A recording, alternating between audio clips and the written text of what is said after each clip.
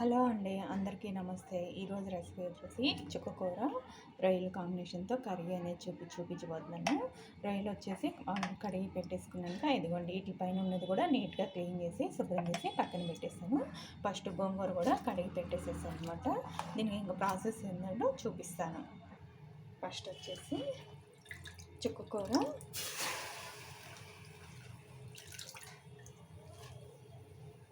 ఇలా మొత్తం కొంచెం తర్వాత 4-5 పచ్చిమిరపకాయలు, ఎర్రగడ్డలు, టమాటాలు, కొంచెం వాటర్ పోస్తున్నాను. తర్వాత వచ్చేసి పసుపు. ఇది మూత పెట్టేసుకుందాం. ఇప్పుడు వచ్చేసి కొంచెం అల్లం వెల్లుల్లి పేస్టు, ఇంకా మూత పెట్టేస్తున్నాను. ఇప్పుడు ఇది ఇంక ఉడికిపోయింది కదా, మనం పక్కన పెట్టేసి రొయ్యలు ఫ్రై చేసుకుందాం. ఇంకా కొంచెం ఆవాలు వేస్తున్నాను. ఇదిగోండి చెక్క, ఒక మొగ్గ, ఇంట్లో కరివేపాకు. ఇప్పుడు వచ్చేసి సన్నగా కట్ చేసుకున్న ఆనియన్స్. ఇది కొంచెం దీంట్లో అల్లం వెల్లుల్లి పేస్ట్ పచ్చివాసన పోయేదాకా ఫ్రై చేసుకోవాలి. తర్వాత వచ్చి టమాటా ముక్కలు, ఇవి కూడా మగ్గనిద్దాం. ఇప్పుడు టమాటాలు మగ్గాయి కదా, రొయ్యలు వేసేస్తున్నాను.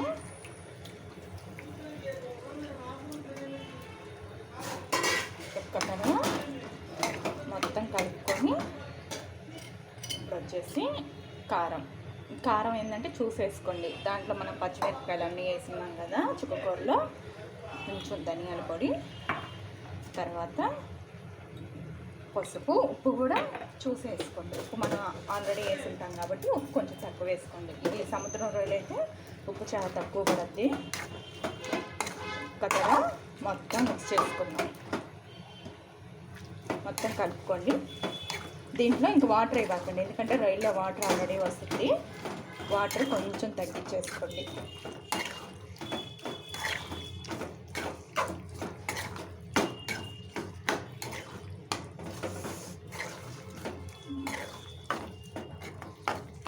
ఇప్పుడు ఇంక మూత పెట్టేసుకుందాం ఒక 5 నిమిషాలు.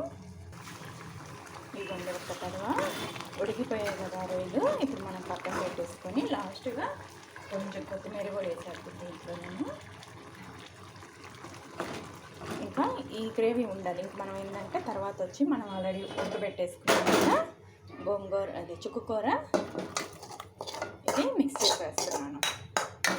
దొక్క తడవ ఇంకంతే, ఈజీ ప్రాసెస్. ఇవ్వండి, ఇంకొక 5 నిమిషాలు. ఇప్పుడు మనం ఒక తడ ఉప్పు కారాలు చూసుకొని, కారం సరిపోకుండా కొంచెం మిరప్పొడి వేసుకోండి.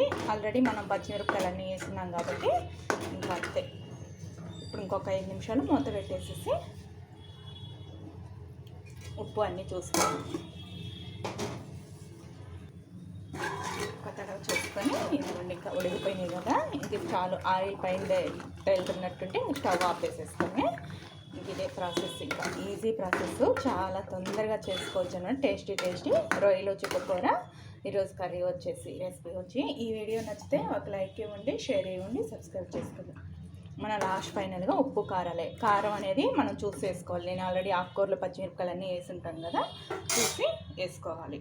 ఇదిగోండి, ఇంక ఇలా సర్వ్ చేసుకోవడమే. చాలా సింపుల్ రెసిపీ. ఈ వీడియో చెప్పాను కదా, లైక్ చేసుకోండి, లాస్ట్ వరకు వీడియో చూడండి, కొంచెం సపోర్ట్ ఇవ్వండి.